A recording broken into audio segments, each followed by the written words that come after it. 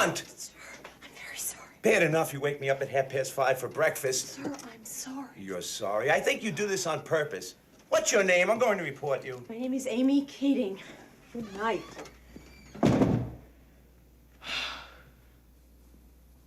Angels of mercy, horse shit.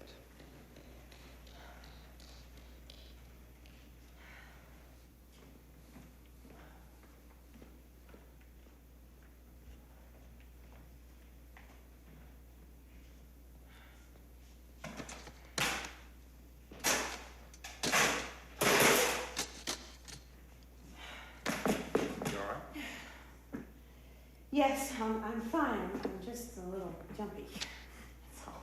Good.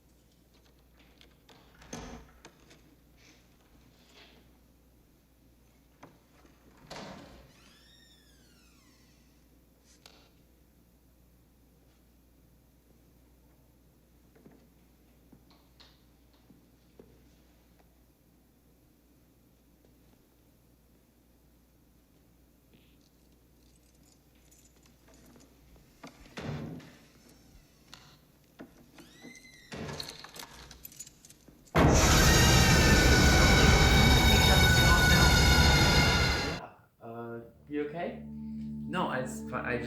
I don't like jump scares. You're kidding. No, I prefer psychological horror. Okay, you're fucking with me. Usually, but no, I really do think they're the laziest kind of horror.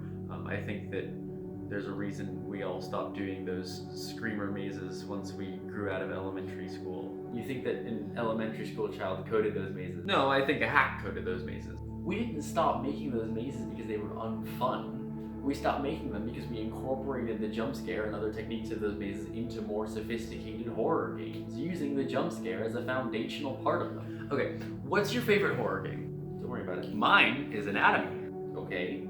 Anatomy is a psychological horror game which manages to be pants-shittingly terrifying without using a single monster or jump scare, meaning that I get the opportunity to get all invested in the drama of it all. Okay, I appreciate that you had a better time with that game than with Slender or whatever. Very topical reference of subjective distinction. I love Anatomy and I love jump scare games. Just because you personally don't get much out of them doesn't mean you get to call them lazy. I'm not saying you can't like them. I'm not attacking you for liking them. I'm just saying that horror media has become increasingly reliant on them, and now I can't go to a single movie anymore without seeing them all over the place. This movie was made 29 years ago. Did you know that in the original Blair Witch Project, there is not a single jump scare? Not one. And when they did a remake in 2015, there were 18 of them. The original Poltergeist had a total of 9 jump scares, and when they remade that one in 2015, it had 21. Why do you just know that?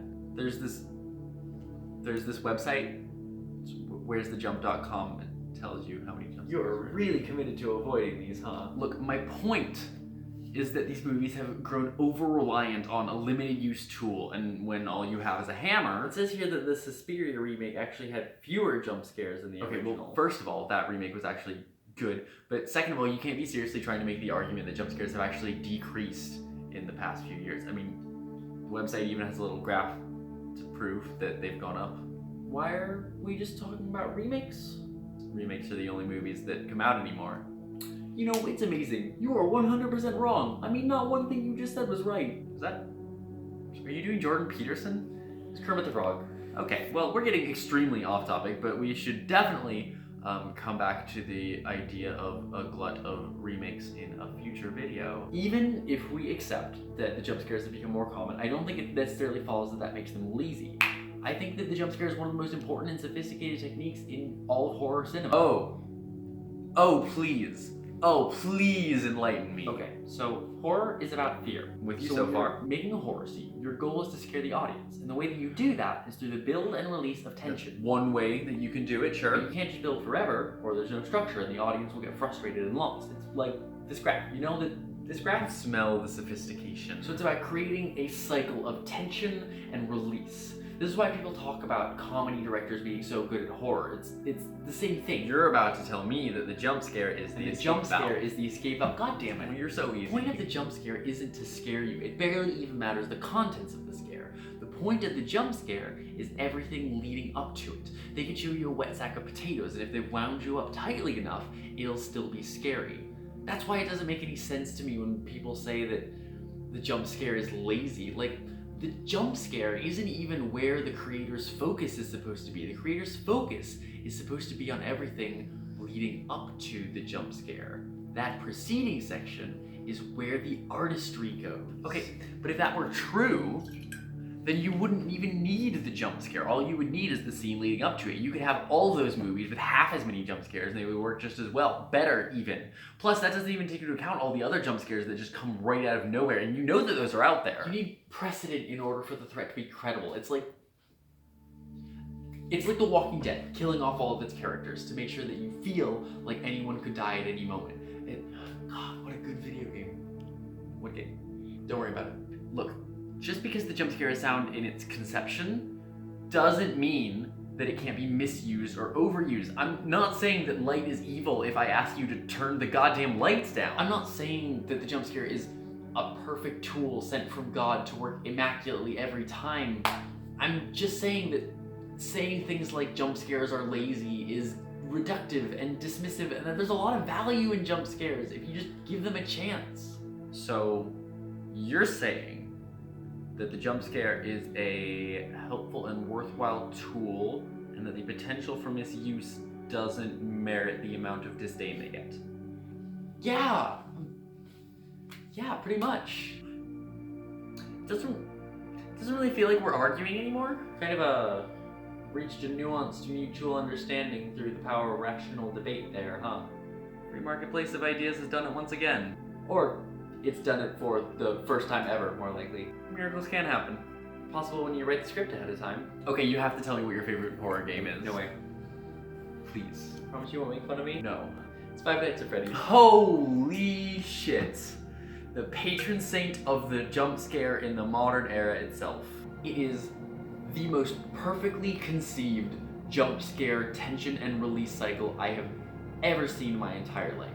In any given game, there is exactly one jump scare, with the rare exception of if you win a level. So there is always the possibility that you won't get scared, but you most likely will. You're such a dork, I love you. And it can happen at any time. And in fact, you are constantly surrounded by reminders that it's going to happen, and those escalate over the course of the level. So the tension just keeps ratcheting up and up and up in this really linear way, over and over the entire level, until finally it all gets let out. In the form of a YouTuber screaming at camera. I mean, sometimes, yeah, but they scream because it's an authentic reaction of fear, because being in that space of constantly ratcheting tension gets inside of you physiologically. You start to feel it. And so at the end, when it all comes out, all in one moment, it's endorphins. It's good. Huh. Yeah. So, how do we end a video on jump scares? I guess usually with a jump scare. Okay. So we'll just wait around for that to happen then.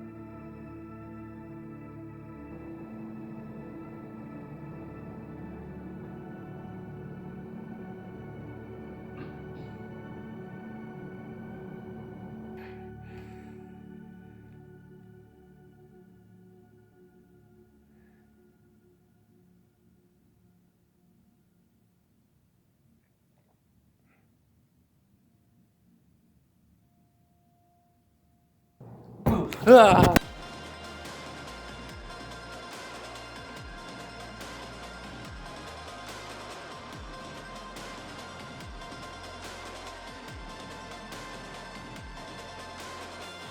Ba-da, ba-da, ba-da, ba-da, ba-da, ba-da, ba-da, ba-da, ba-da, ba-da, ba-da.